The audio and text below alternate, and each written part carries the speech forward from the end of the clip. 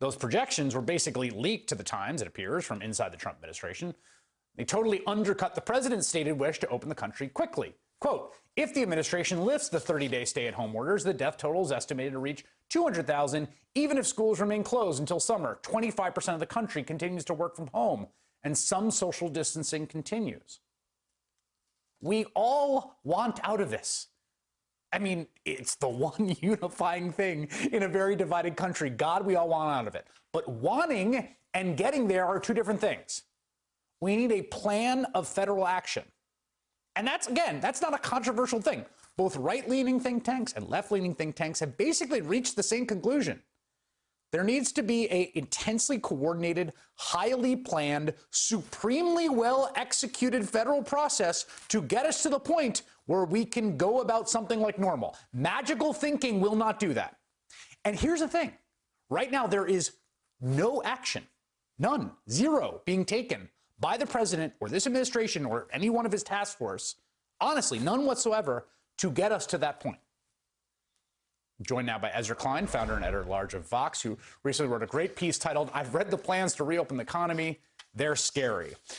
Ezra, first I want to start on this sort of, the amazing persistence of this view that somehow it's not as bad as we thought, it's not as bad as we think. And I mean, it's important to be, humble and open to new data.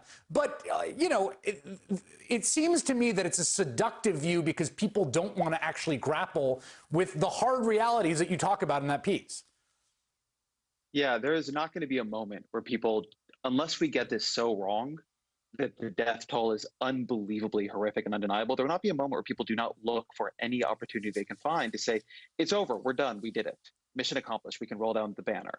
And the problem with that is that Dr. Fauci said early on that if you do the right thing here, it will look like an overreaction because the worst predictions will not come true. We are doing to some degree the right thing in some places some of the time. And it does appear that, as predicted, the curves are bending. I'm in California right now.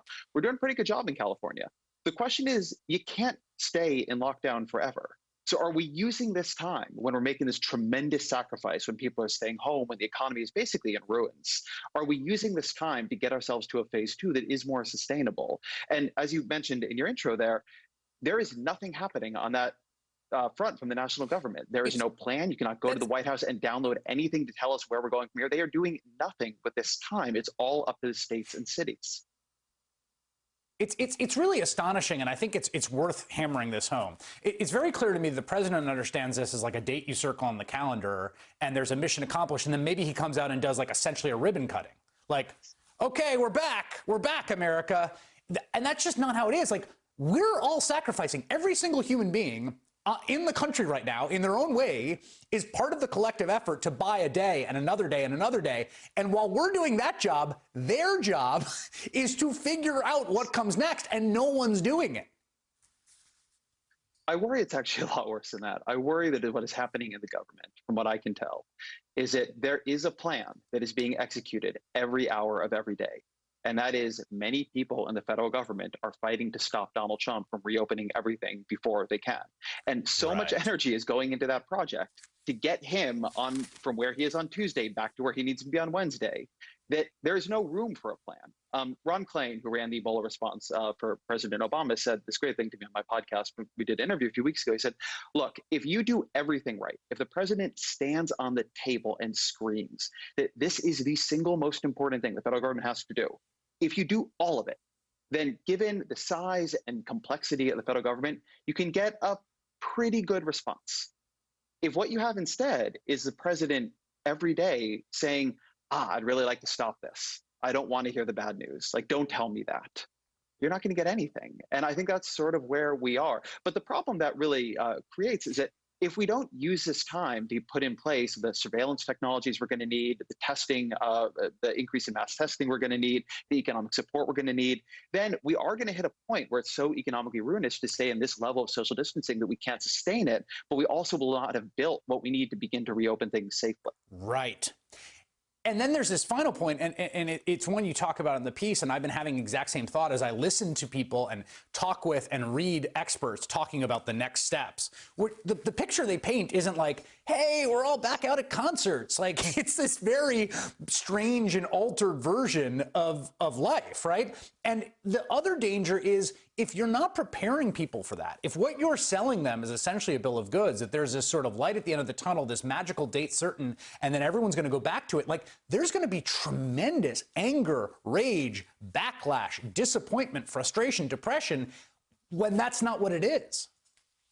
Yeah, I want to be really clear on this. It is not like there is some great plan out there Donald Trump could roll out tomorrow and everybody would clap and it would sound wonderful. I went on, I read every plan I could find, every single plan I could find on the left, on the right, from non-affiliated academics for how do we reopen. And I did it in part because I myself wanted to be comforted. There was no plan for coming from the federal government. I wanted to at least know somebody had one. And when I began to read them, what they assume comes next is unbelievable, right? You're either dealing with a digital IT contract tracing system where like all of our phones are tracking in geotag terms who we are near. We're scanning QR codes every time we get on a bus. Something that a surveillance system at a level we've never contemplated in this country, and I think most people would be very concerned by. And it is very unclear to me who has the social trust and the technological expertise simultaneously to pull that off and get widespread adoption of it quickly. Or a mass testing system where you're dealing with, say, millions of tests or tens of millions of tests a day. Not clear we can get to that many tests, even if we can, how we're administering that, how we are forcing compliance with it, very open and very difficult questions. Or, and you just had Scott Gottlieb, that clip from him, he talks about the 80% economy. If you're in this position where what you're basically doing is you're relaxing social distancing a bit when your ICUs aren't that full, and then you go back into it when they get full again, he talks about the economy only coming back at 80%. Well, that sounds like most of the economy, great, but an 80% economy is a depression.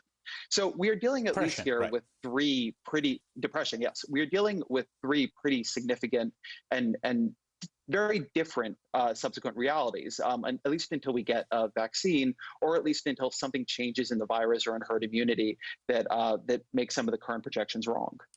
Yeah. Ezra Klein, it's a great piece. Great to talk.